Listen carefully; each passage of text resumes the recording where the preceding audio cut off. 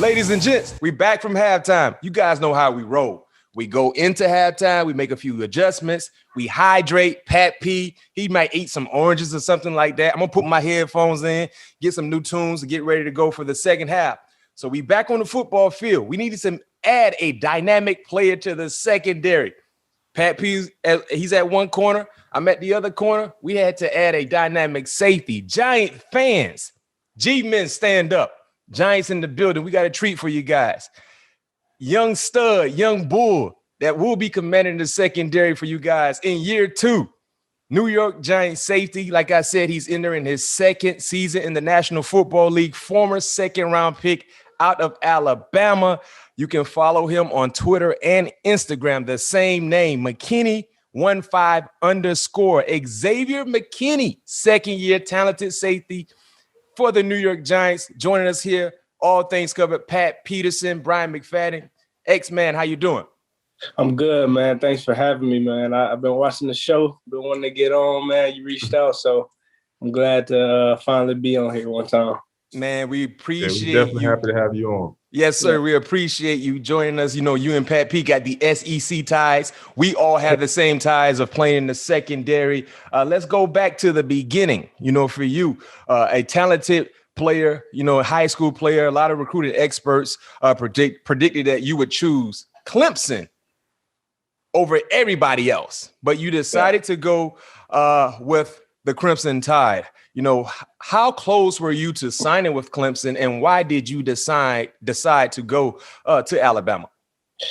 Yeah, man, it was a tough one. The day, so I went to the Under Armour game, and actually the day that I was supposed to, you know, commit out on the TV, earlier in the day, I was saying Clemson, and that's what I was going with at first, and then kind of last second, I just switched.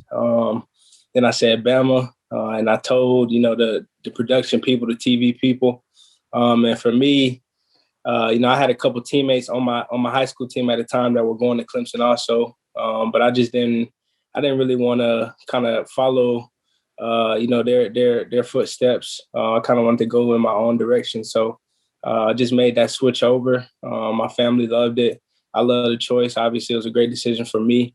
And you know, we rolled with it. We went with it. But it was close, man. It was down to the wire because it was really showing love. You know, I got a lot of love for them still. You know, their coaches showed me a lot of love. So, you know, it was tough. But you know, at the end of the day, I was happy with the decision that I made. Yeah, it's definitely. I think the decision you made definitely ended up paying out for you. What was it like stepping into a situation with so much talent around you, finding a way to contribute to the team's success your freshman year? It was definitely different, man. Because when, you know, I was the big dog in high school. Everybody, you know, when you in high school, everybody the big dog. So you kind of used to, you know, being that guy right now.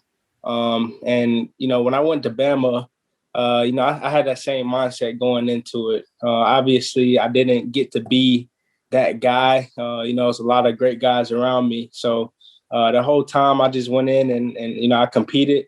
That was probably the toughest year, you know, that I think I had playing wise, just because it was hard day in, day out, as far as practices, meetings, you know, games. Not playing as much as I was used to playing. But like I said, I just went in, day out.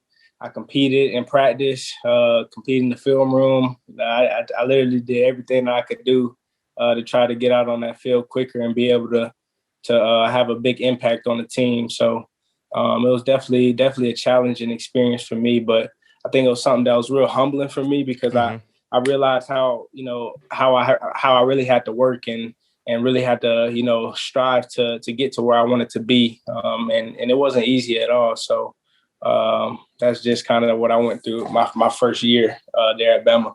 I got you. X-Man, when I was going to LSU, I knew I was going there to spend 3 years and I was getting the heck up out of there. Yeah. What was your thought process, you know, going through, you know, obviously knowing that when your eligibility could possibly be up? Or like, did you ever have NFL in the hindsight, or was it something that you was solely focused on? Yeah, man, I'm not gonna lie. So going into it, I knew, and that was another big reason why I chose Bama, man, because I knew that Saban was gonna be in the room with me. I also knew that, us being able to get those DBs into the league, there were really high chances of that, and also Saban being the coach and helping us helping us get there. So that definitely factored into it. When I went in, my mindset was, I want to be 3 and done. And I didn't get that first year, but coming into that second year, I was locked in. I was locked in my first year, but even more so my second year because I knew what I had to do to get to where I wanted to be. But I definitely knew that going to Bama would definitely increase my chances. I just have to do what I need to do on the field and off the field also. Just being there and knowing how we kind of do things with the school stuff. So I definitely knew that it would give me a high probability of getting to the next level. Yeah, speaking of your former coach, Nick Saban, we had him on the show during the season. Outstanding episode for the listeners and viewers that are watching us. If you missed that episode with Nick Saban, check out in the feed. You definitely won't be disappointed. This is a 2-part question for you, Xavier. He recently signed a contract extension. I think it's a 3 or 4 year extension or something like that. First part of the question, how long do you think Nick Saban will continue to coach at Alabama? And the second part, is there any funny stories you can share with us involving Nick Saban and maybe you or maybe a teammate, something that we don't usually see from Nick Saban? Because, usually when we see Nick Saban, he's in front of a microphone. He's very, very professional. He's blunt. He's straightforward. But is there any fun stories you can share with us regarding Nick Saban? And number one, how long do you expect to see him coaching college football? Well, I think he's going to coach till he can't coach no more, to be honest with you. I think the biggest question always been, how many more years he got left. But I keep seeing him, or everybody keeps seeing him sign these extensions, and it's kind of just like, well, damn, like he probably gonna keep doing it till he can't. So I think he'll do it until he can't no more. So and I think it's a great thing to see. I think everybody's been kind of doubting that, and they'll try to throw that into recruiting because they were doing that when I was. A lot of other teams that were recruiting me were saying, oh, Saban might not be there, and he's still there. So I think he'll go as long as he can. And then for the second part, any funny stories? I don't really got a lot, man. He kind of real locked in. He never really. He joked, but he kind of joked in his own way. He kind of socially awkward a little bit, but it's in a funny way for sure. But there's also been times where in practice, he'll get on the defense because of course we had the Waddles, we had the Smitties, we had the Judy, so we have our days sometimes where they was going at us and they were scoring real quick. So he'd have his days where he'd be mad at us, but he ain't really have no super funny things happen while I was there. Yeah, we can only imagine the coach was super, super locked in during that interview we had with him a couple episodes ago. X, you had the opportunity to practice against Jalen and Tua during your time at Alabama. This is a 2-part question as well. What was it like practicing against those guys each and every day? And also, what do you expect out of those guys entering year 2? Practicing against them was difficult, man. Those were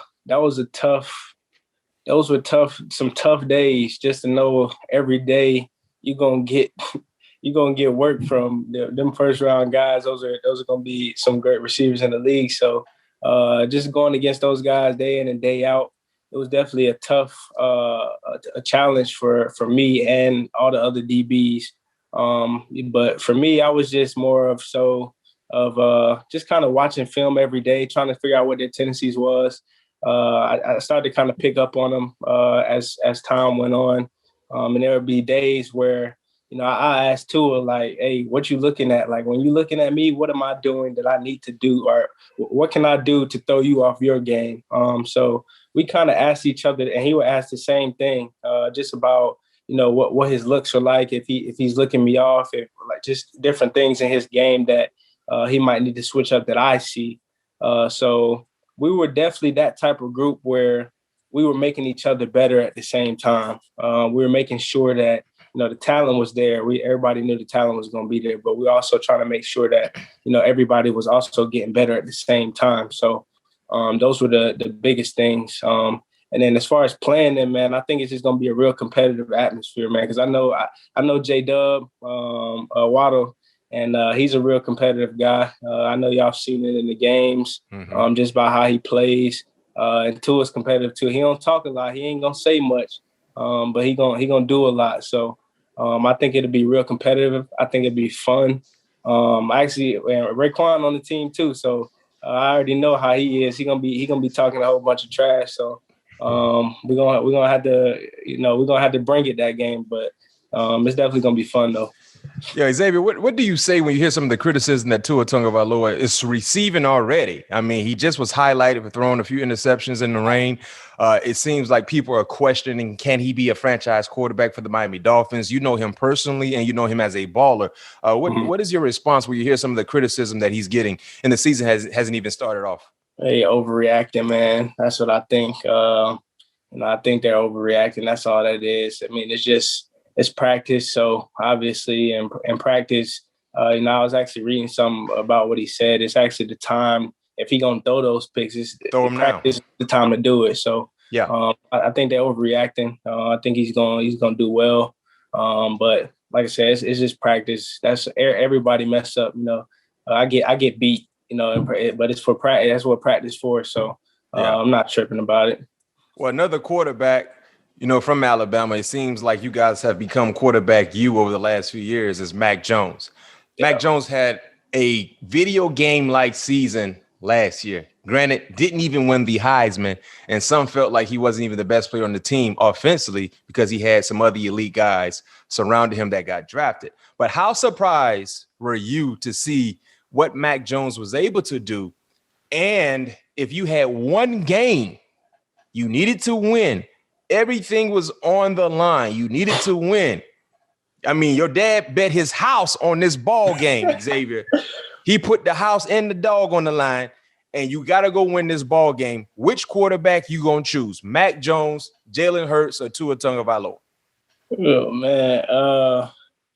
Mac, I wasn't surprised about what he did at all, man. I remember our freshman year, man, we used to be in the same dorm. We weren't living in the same dorm, but I'd go over their dorm. It was, I think it might have been Judy and Mac and somebody else. They were all rooming together, but I'd be over there and he'll be, looking over, studying plays like 24/7. That's all he was doing. And then, that second and third year, it was more of, I was on the starting defense, but he was still on the scout team. And just to see how he worked every day, just to see all the work he put in the film room and out on the field. I really didn't take it as any surprise, man. I think the year before, when Tua was still there and people was questioning, is Mac I don't know about Mac, blah, blah. It was a lot of questions, man. I had all the faith in the world, man.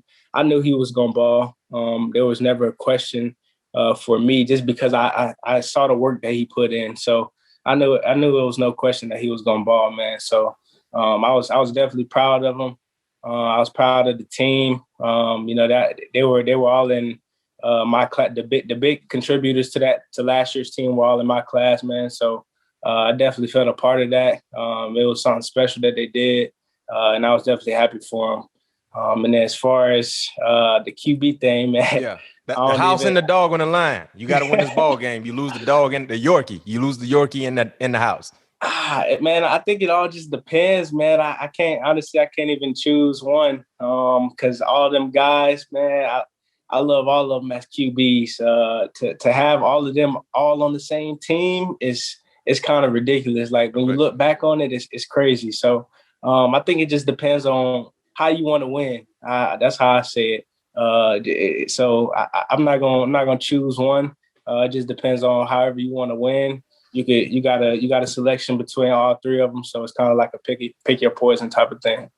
Well, X, I'm gonna choose one for you. I'm taking Jalen. I'm gonna take Jalen with the dog, with the house and the dog on the line. I'm taking Jalen. Okay, that's a great pick though. That's a great pick. Hey, Pat P. The one thing about Jalen Hurts, all he did was win, though. That's it. That's it, man. Hey, that dude there, man, that dude, he helped me out so much. And I don't even think I never really told him or nothing like that. But that dude helped me out so much as far as a mental standpoint, just because he showed me so much in what a leader should be. He was one of those dudes where, even in the off seasons when we were conditioning, he always, was the first to do everything, like everything. And it was crazy to watch it happen and kind of see it. But I learned from him. And, when he left, that was something that I wanted to be the same way. Like that dude he's the definition of a real true competitor. Just how he played, how he carried himself. He never was too high. He never was too low.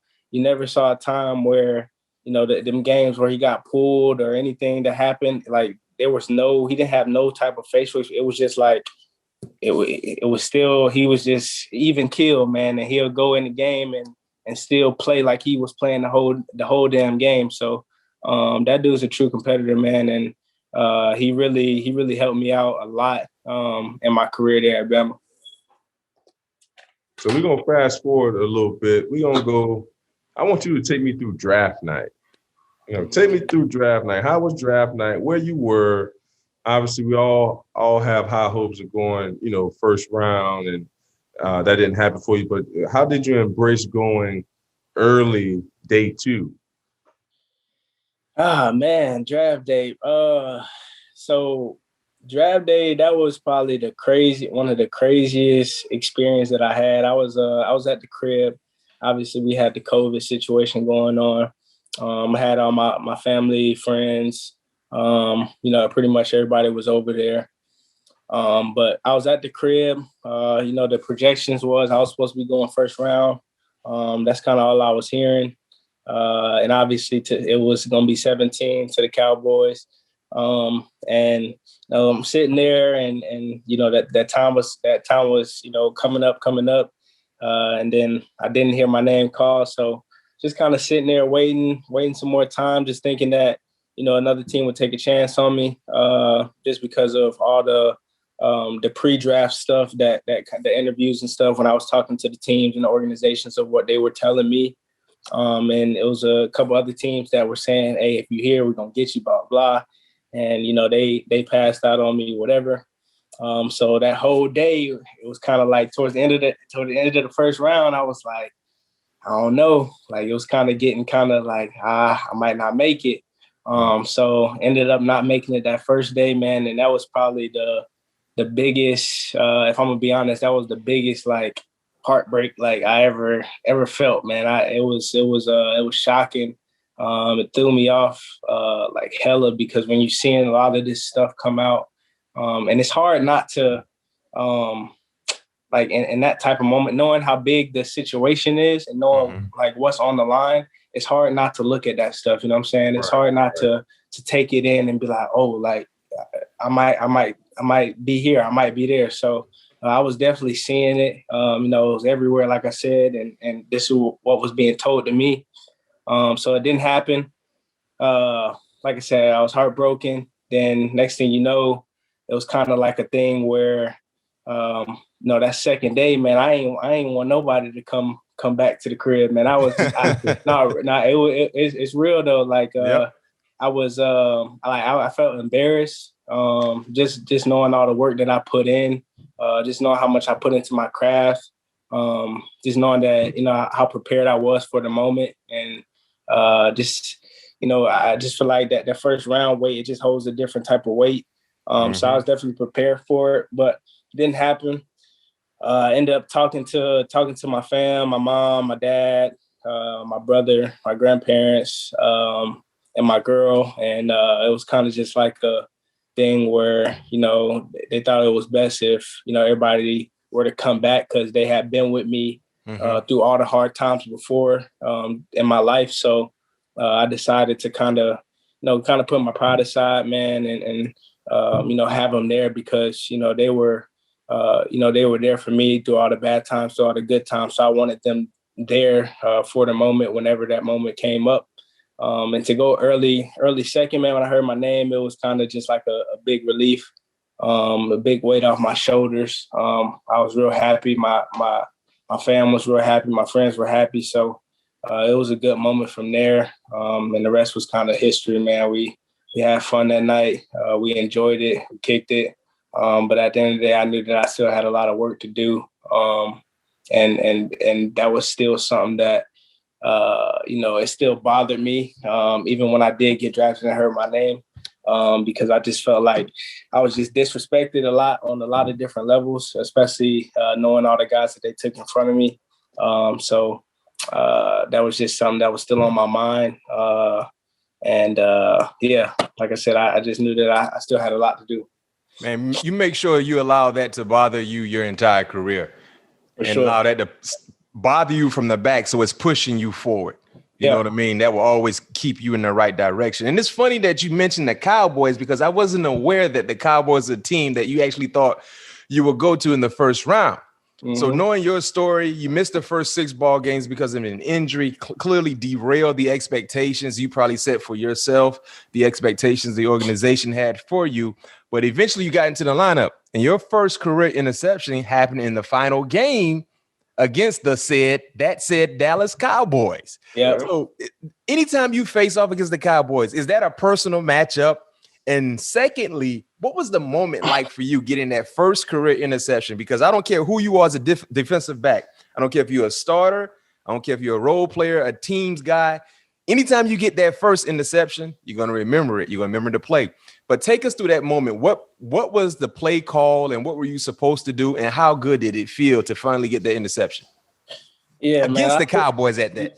Yeah. I think everything came full circle for me. Like I said, that was supposed to be the team that was going to get me. That was the team that was talking to me a lot.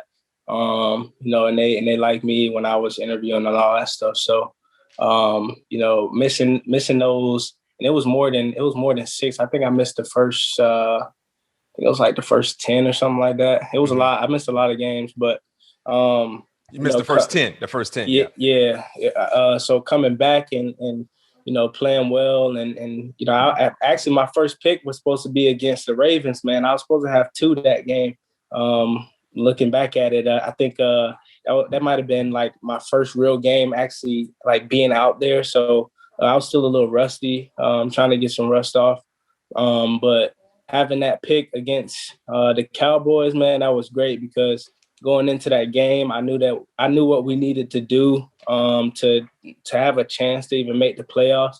I knew it was a big game going in. I knew what was on the line. So for me, and I also knew that week I was actually playing stars. So when I came back, I wasn't even playing in my position. So I had to, learn a whole new, kind of like a whole new spot. Just as far as, what I was doing, especially coming off of an injury, not being there. So it was definitely a lot on my plate. It was stuff that I could obviously handle. But it's definitely, for me, I take it personal, every time I play the Cowboys, from here on the rest of my career. That's just how I feel about that situation. So I think it was definitely a hell of a play call. I think we were in 7. Cover 7 there, and I was doubling backside. I think it was one receiver on that side. Cover 7 for you guys is what? Is that like quarters? What is that? Yeah, it was like quarters for us. We started running it later in the season. We weren't running it too much at first, but it was like quarters for us. But I was actually doubling backside. And I kind of just made a play on the ball because the ball was actually going to the front, the 3-man side. So made a play on the ball, and I ended the game, and it was a great feeling, man. I was happy, but then I had to turn around and watch the damn Eagles do what they did. So y'all know how that situation went, but but hey, it is what it is, man. We came out, we did what we had to do. We didn't get to where we wanted to be. So. Hey, it is what it is. We'll get there next year. Hey, X, do you feel some type of way towards the Eagles knowing that they did handle business in Week 17? I would be lying to you if I said I didn't, man. I'm not gonna lie. It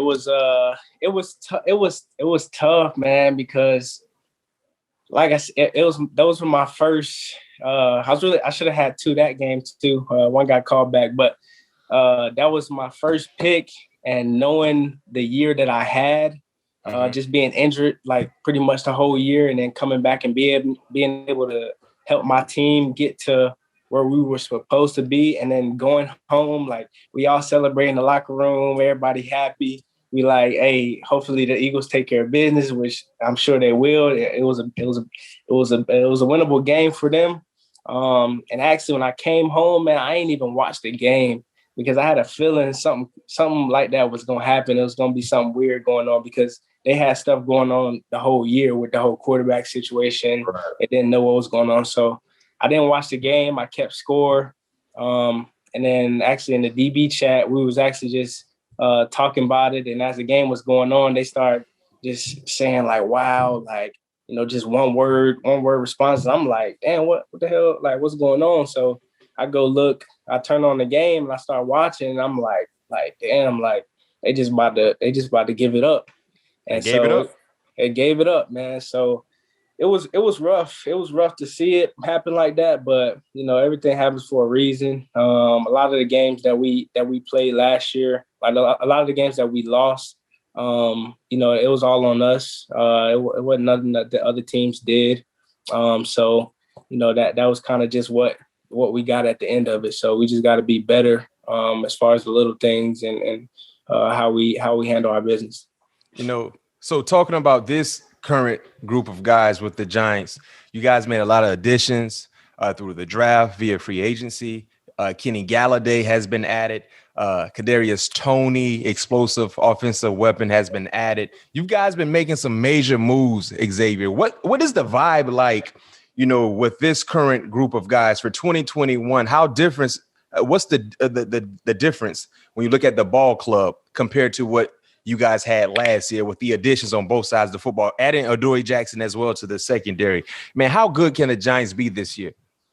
Man, I think we got an opportunity to be really good, man. I think obviously we're going in to year two. The coaches will be here year two. A lot of the players year two. So I think the chemistry is there. Like I said, we just had camp and everything. The energy was great. A lot of guys. I mean, obviously it's real early, but who looked pretty good in camp, mini camp. Who was kind of like standing out a little bit to you? I mean, everybody, like I said, everybody. It was kind of for us. We had like it was kind of like shadowing, so we wasn't really going, full tilt. Gotcha. But the reason why I say the chemistry part, I'm just talking about as far as just the communication of everybody was comfortable with each other. So. We were after practice, we would go watch film. It was just little things like that we did where we were a lot more together than we were last year, just because we were a lot more comfortable with each other. And like I said, a lot of the people that came in last year, they didn't go through the camps with us. It was certain stuff. Sometimes some of the players weren't there at the beginning of the season, so it was a lot of different pieces that were added, but.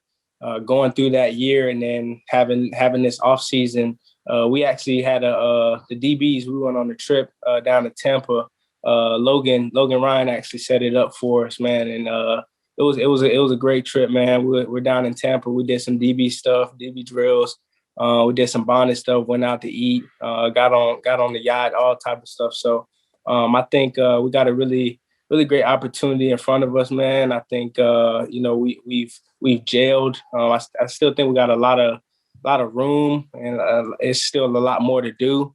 But as far as it goes right now, I think everything's been great, and I think we got a great opportunity to do something special. Hey, Xavier, individually, what are some of the things you want to work on to take your game to the next level? Man, I always been a guy that's like every time I get that question, for me, I'm more like I want to improve everything in my game. For me, I know that I'm going to be asked to play different positions. I'm going to be asked to do different things in the defense. And I pride myself on being versatile. And I've told you this before when we've talked. And I pride myself on being versatile. So every little thing that I feel like I need to work on, that's what I try to do. Whether that's covering, whether that's blitzing, it could be anything. So I kind of just watch. I study my own game, and I try to figure out what are the negatives in my game, and I try to turn those negatives into positives. So there will never be a time where I feel like I don't have anything to work on. I think I need to, even the things that I'm really good at, I feel like I still need to improve and sharpen that up for my game. Hey, man, make sure y'all don't be getting on yachts during the bye week, all right? Nah. Okay. Who was that? Victor Cruz and Odell and all those guys getting in trouble during the season. But what do you believe the Giants have to do or be, like, far as a team, to be the best team in the NFC East in 2021? I think we just gotta do our job, man. We gotta do the little things right. Situationally, we gotta compete. And like I was saying about last year, a lot of the games that we lost, it was on us. It was because it was always the little small things we'll lose about. It might have been a middle error, or it might have been somebody was a tad offsides, or it was just little things that we can always sharpen up, or they weren't really big. But I just think we got to do our job. We got to go in and handle our business the right way. And I think, like I said, I think we can do something real special. Is Daniel Jones the guy? Did you see a jump from last year to this year? Man, DJ is the guy, man. I be seeing a lot of different stuff, but DJ is the guy. We don't even really worry about all the other stuff. We believe in him. He believes in us. So we play as a team, and we got his back and he got ours. So that's how we look at it. That's how we go into it. I tell you this much, he got to be the guy. He better be the guy, because one thing we're starting to see with these first round quarterbacks, the shelf life is not as long as it used to be. They're going to give you about 3 years to really show, can you take this organization in the right direction? If not, they're going to try to move on. And I think you guys have improved at every spot on the team, especially if you get a healthy Saquon Barkley back. You added some wide receivers, offensive line-wise, defense-wise, on all three levels. You guys have all made improvements. It's all about the quarterback. And I can tell you this much. What Herm Elwood said, Pat P, if you don't have a quarterback, that field is 150 yards. 150. It's not 100. It's 150. You don't have a quarterback. But he is Daniel Jones, in my opinion, is the key to success. Yeah. Plays good football, smart football, protect the football.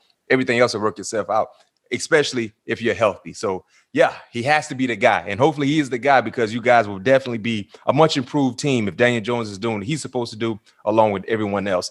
X, we're going to transition to the superlative part of our show. Here's where we hit you with rapid fire questions. We want your honest, unbiased answer. First question for you. Quarterback you want to pick off the most this upcoming season. We talked about some of the teams you play. You will play the Miami Dolphins with your teammate Tua. You got the Eagles twice. You also got the Chiefs, the Buccaneers. You got some talented, explosive quarterbacks. But which quarterback are you looking forward to picking off the most? Gotta say the GOAT, man. Tom Brady. Tom Brady. I missed that game last year. Was injured, so I think I'm gonna go with Tom Brady. That's the quarterback I want to pick out the most. Gotcha.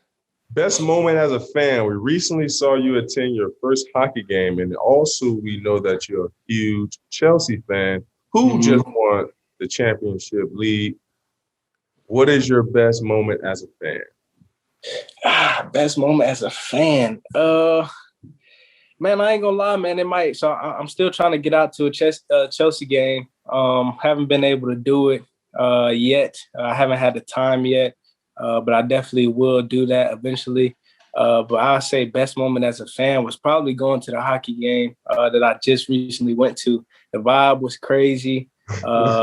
Everything was kind of, playoff atmosphere. Yeah, the playoff atmosphere. It was crazy, man. Because like I said, it was my first one. I didn't realize that hockey games I didn't think it was gonna be that many people, honestly. And then when I went in first, when we pulled up to the arena, it was a whole bunch of cars, and I'm like, damn, I didn't know it was gonna be like this. So, I think that was the best moment as a fan. It was fun, and I enjoyed it. All right, top 5 safeties in the NFL right now. Oh man, I gotta go with Mink. I like Buddha. Well, I like Tyrann Mathieu. What else I want to go with? I got to go with Eddie Jackson, and then for the 5, I'm probably gonna go with Jamal Adams, man. Yeah.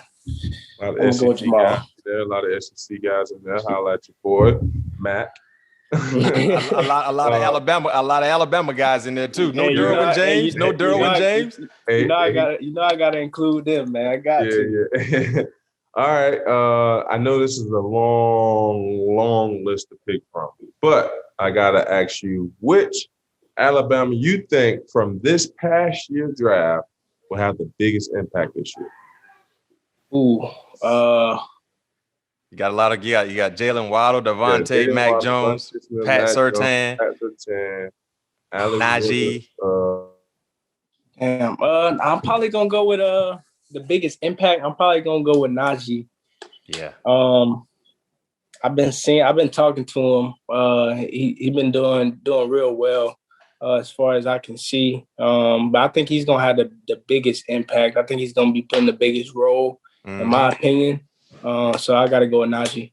No question. I play fantasy football. I know y'all guys don't tap into that, but fantasy-wise, I think he's going to be a big-time fantasy get for whatever individual drafts him fantasy, because he's going to be a day one starter. He's going to be a 3-down back. He's going to get all the reps in the red zone, goal line, and he's going to catch the football at the backfield. And like you said, he's been ripping it up so far. Yeah. He's been doing a great job. So I second that with Najee Harris. Well, Xavier, man, it was a pleasure having you join us here. All things covered. Pat Peterson, Bryant McFadden, man. Best of luck to you this season. We appreciate you joining us, and you rocking the Giants gear, man. I know the Giants fans going to be happy to hear what you have to say regarding this upcoming season, because they're excited.